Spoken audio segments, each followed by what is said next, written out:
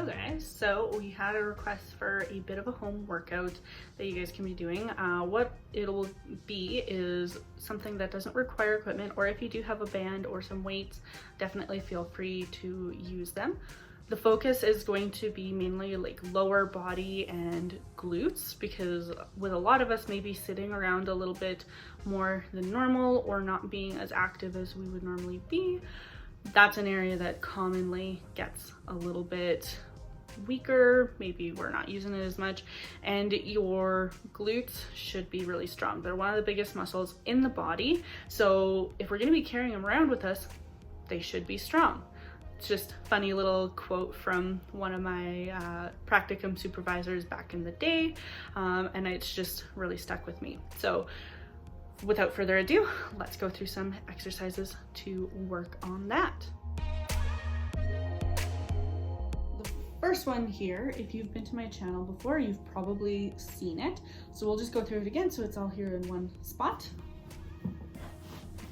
Okay, this will be the clamshell. So you want to make sure that you have a slight knee bend and that your ankles, hips, and shoulders are all in a line with one another. And then what you're gonna do is you're going to, I like to put a hand on the top here just to make sure that you are engaging the right muscle. Then you lift that top leg.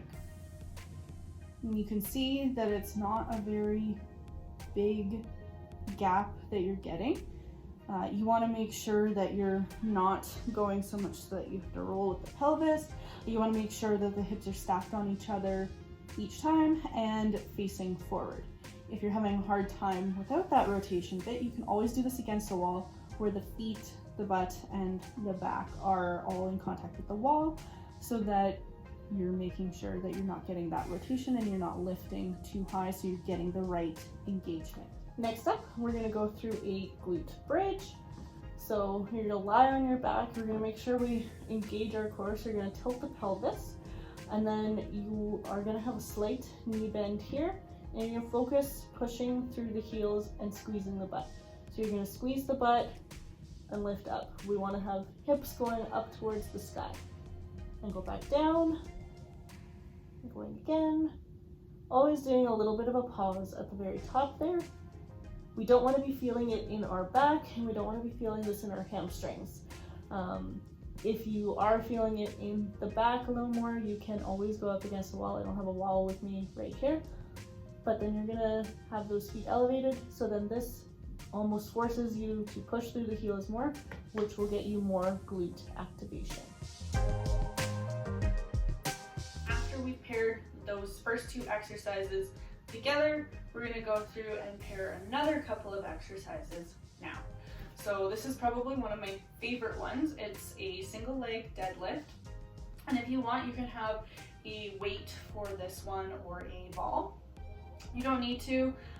It's gonna really work on your balance as well, and hip hinging, which we've also gone through before at another time.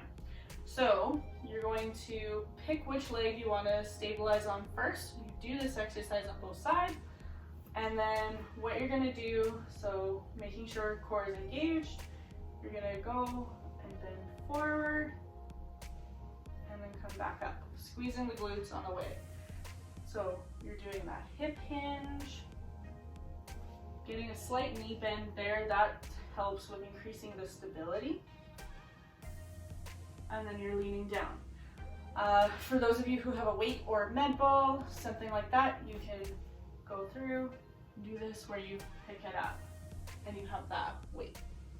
Again, you would switch sides after you've done your first set and reps on this. Next up, you might need a band for this one, so I've just grabbed one from my pile. So you would come here and wrap around at the knees. If you have a band where you don't have to hold it, that's even better. Then what you're gonna do, you're gonna get into a slight power position. So what I mean by that, for anybody who is very involved in sports, or even more specifically hockey ringette, which is a sport I play, you'll be into this slight position there. This helps lower that center of gravity and helps get you a little bit more balance.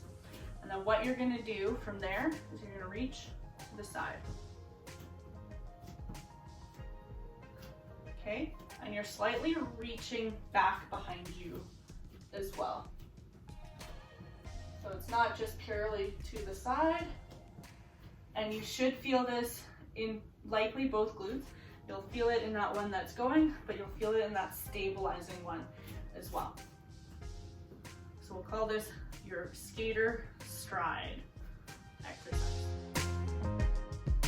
For this one, all you'll need is a chair, or if you have a bench, something like that. Definitely feel free to use that. If that is too high and is not going to feel great on your knee, you can always use the first step on your stairs. That is a good option to switch that out if this is too high for you. So you will put one foot on that bench and facing the opposite way, and then slightly hopping forward. You might feel a little bit of a stretch here at first, but what you're going to do is you're going to come down and then go up. Squeeze the glutes on the way up, and down, and going up. You can have the hands on the hips, or you can have them out in front of you, whichever is a better option for you. And as you can see, your knee is gonna slightly come through here, but you're wanting to make sure that you're tracking it with that second toe. Again, doing this on both. This will be the last set of 2 for you guys.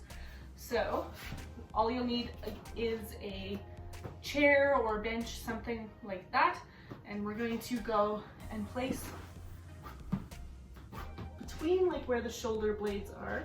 Then you're going to slightly be stepped out, so you can start in this lowered position. Personally, I like to have my hands behind my head for this exercise. If you want, you can place them along the abdomen as well, whatever is most comfortable for you. This is just where I like to have it. Then you're going to start low, and again, you have that slight knee bend. Engage your core and squeeze your glutes, and you're going to push up. So you want to come as level as possible, and then you come back down, and you come back and do that squeeze.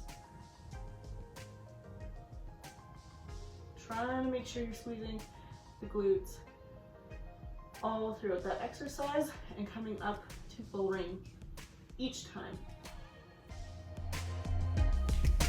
For those exercises, we would pair them in the sequence that we just did them. So you would do the clamshells and the glute bridge together. You do the single leg deadlift and the side step skater exercise together, and then you do the hip thrusters and the split squats together. So the clamshells and glute bridge, do 3 sets of those, doing 15 to 20 clamshells per side. And then the glute bridge, let's say 20. And then after you've done 3 full sets of those, then go into and do 15 to 20 single leg deadlift, and then go into the side step skater one, and let's do 25 of those. Do those full 3 sets, and then go into the hip thruster and the split squat. So that one is the one where you'll require like a chair or something like that to facilitate those a little bit better. And let's say for the thrusters, let's do 25, and then for the split squat, do 15 per set. I hope those were really beneficial for you guys and really quick and easy.